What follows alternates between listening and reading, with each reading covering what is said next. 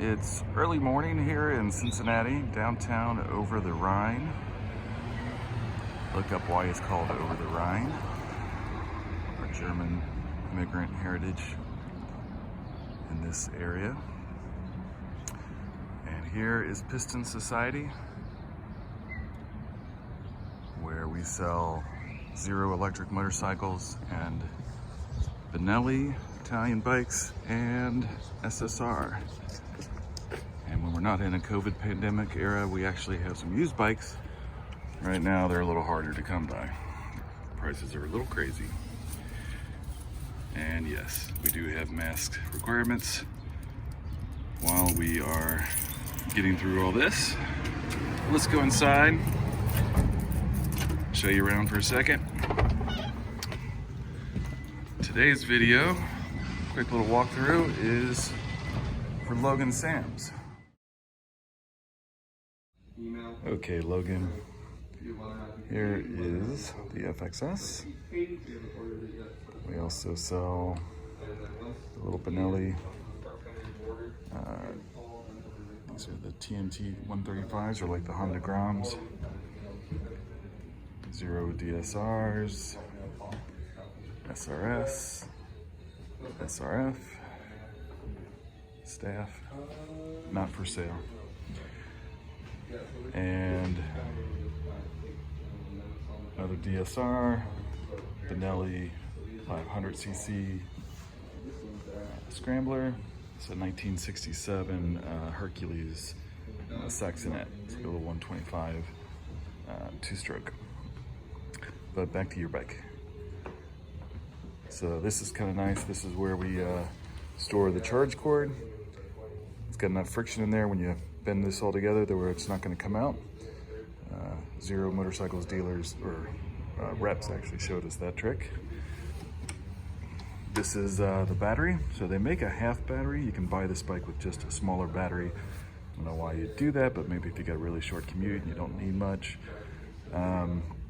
There's a key right here that unlocks this swing arm. This comes off and the battery can slide out. And it's all one big module there for the 7.2 kilowatt hour battery. It's got the new paint scheme for this year, which is pretty nice. It's the FXS.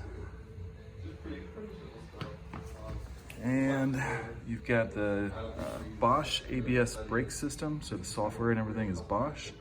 The hardware is Jejuan. This is a Spanish brand.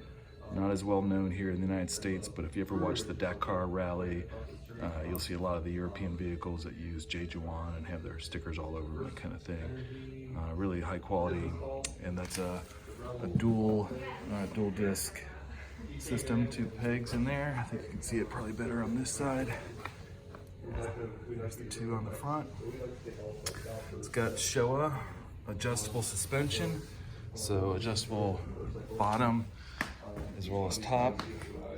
I am not a suspension guru, so I don't know how to dial it in perfect, but you can actually dial that in and adjust it to your weight and riding abilities.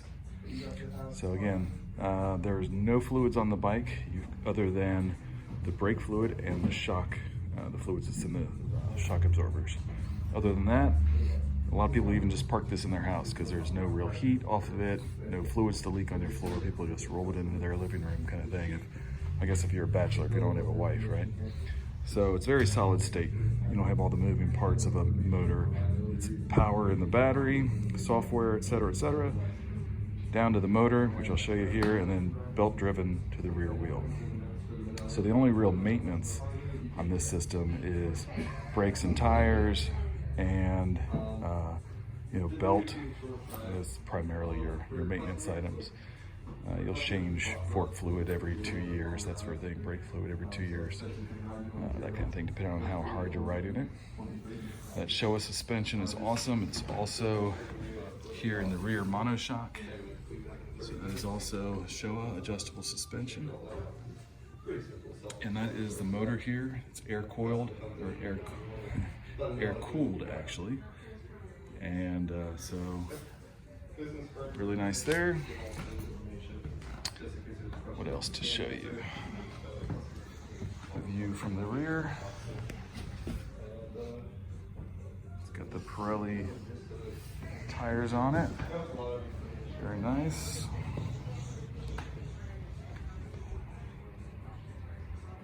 And what else? This has the long kickstand. Come up top. I don't have the key in it right now, but it's got a nice dash and a couple buttons. You can adjust some things here manually, but you can also do a lot of that through the software.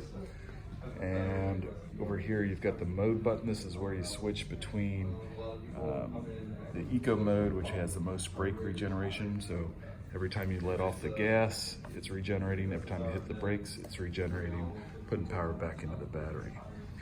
So that's your mode, on-off switch, brake reservoir. To Bluetooth to the bike, you download the Zero app, which you can go ahead and do now from the Play Store or Apple Store.